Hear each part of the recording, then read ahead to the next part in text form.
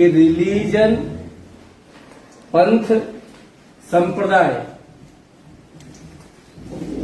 और धर्म में अंतर होता है। कोई भी दुनिया में धार्मिक व्यक्ति कभी युद्ध नहीं कर सकता है। ये युद्ध संप्रदायों के हैं, ठीक है। संप्रदाय किसे बोलते हैं? जिसका एक प्रवर्तक होता है,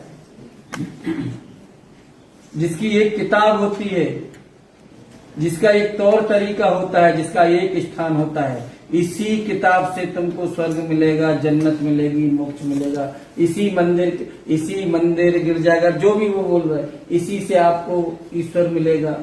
और जो इन्होंने कहा इससे दाएं बाएं गए तो तुम पापी हो।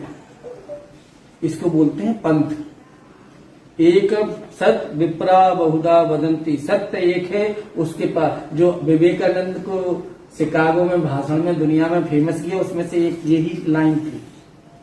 और उन्होंने गालियां दी हैं, बिल्कुल डांटा है, तुम पापी हो, तुमने संप्रदाय के नाम पर, धर्म के नाम पर पूरी दुनिया को इतना बदसूरत बना दिया है। जबकि हमारी दादी जो पढ़ी लिखी नहीं थी, लेकिन एक मंत्र बोलती थी जिसका मतलब होता था कि सारी नदियां अपने अपने रास्ते से पहुंचती कहाँ है, तो तुम क्यों अपना रास्ता बता रहे?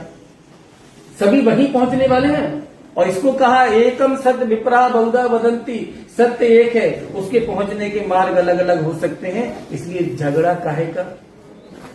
इसलिए धर्म जो धार्मिक है वो झगड़ा कर ही नहीं सकता। और इसलिए हमको और छोटी छोटी बातों में धर्म सिखा दिया, परहित सरिस, और जो युद्ध कर रहा वो धार्मिक नहीं हो सकता है। सत्य में वैष्णव जन तो तेने कहिए जो पीर पराई, ये धर्म है। अब बताओ, जो धार्मिक है वो लड़ेगा कैसे?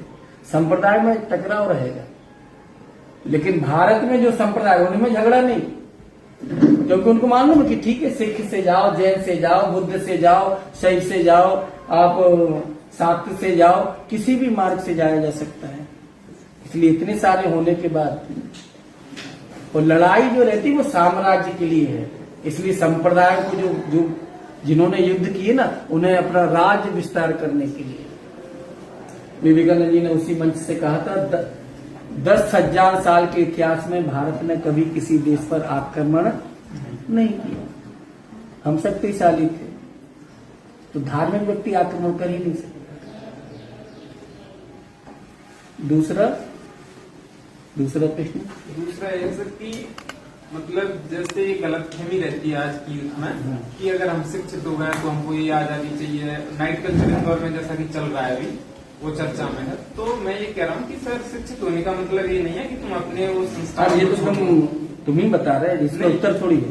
ये आप मतलब आप मार्गदर्शन करें, वो कह रहा हूँ। शिक्षा, ये जो शिक्षा है ना, ये शिक्षा व्यावसायिक शिक्षा, पहले तो ये मान लो, ये इसके लिए है, ये इसका इससे कोई लेना देना नहीं, चरित्र से।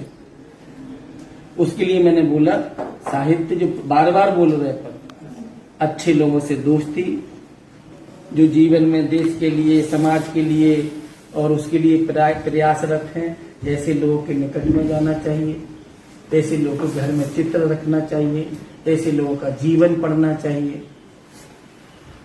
और तीसरा कि हम सुधरेंगे जग सुधरेगा।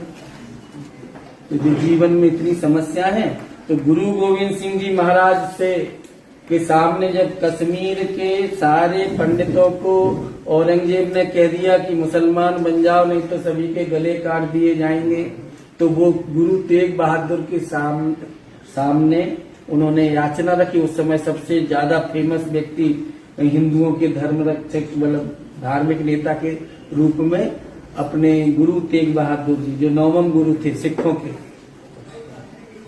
तो उनके पास गए। तो उन्होंने कहा इसके लिए किसी बड़े व्यक्ति को बलिदान करना पड़ेगा, उसके कारण से फिर हिंदू समाज और मुगलों को भी चुनौती मिलेगी। तो गुरु गोविंद सिंह उस समय 7 साल के हैं, 8 साल के, उन्होंने कहा पिता से कि आपसे ज्यादा बड़ा महान व्यक्ति कौन होगा, और आपको मालूम उनका सर कलम का। उन्होंने औरंगजेब को खबर करवाई कि यदि गुरु गोविंद सिंह का धर्म बदलवा लो तो पूरा देश मुसलमान बन जाएगा। औरंगजेब ने उन्हें उठाया, दिल्ली में उनका सर कलम कर दिया। तो तुमको ये पीड़ा है क्या? ये दुख का, ये दुख पीर पर आई जाने दे। बड़े आदमी बनना तो दुख बड़ा ही अपना। जिनको भी बड़ा आदमी बनना ये शर्त है।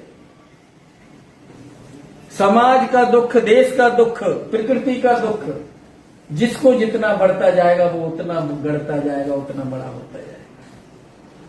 तुमको नहीं लगता कि आज कितने पेड़ कट गए? पर्यावरण की हालत। मैं वृक्ष लगाऊंगी, अपने मित्रों से लगवाऊंगा। जी तुमने कहा कि युवाओं के बीच में ये नाइट कल्चर और ये सब आज से नहीं, हमेशा से चलता है। लेकिन उसको देखकर उसने कहा कि अरे बुढ़ापा आता है, अरे आदमी मरता है, बीमार होता है, राजा का बेटा बुद्ध बन जाता है। करो दूर, तुम करो, तुम तेग बहादुर बनो, तुम बुद्ध बनो। तो इसको सबके लिए 14 वर्ष का जब वनवास स्वीकार करता है तो इस देश में रावण मरता है। तुम भी जरा एक दिन का समय खर्च करो, अभ्यास करो। नहीं तो करूंगा बाद में शादी 2-3 साल बाद। अभी तो मैं समाज के लिए कुछ करूंगा, रास्ते हम बता देंगे। 1-2 साल अपने समाज के लिए, अपने युवाओं के लिए, अपने देश के भविष्य, उसके लिए मैं कुछ करूंगा घर छोड़कर। यही तो सन्यासी परंपरा, साधु परंपरा। विवेकानंद ने क्या किया?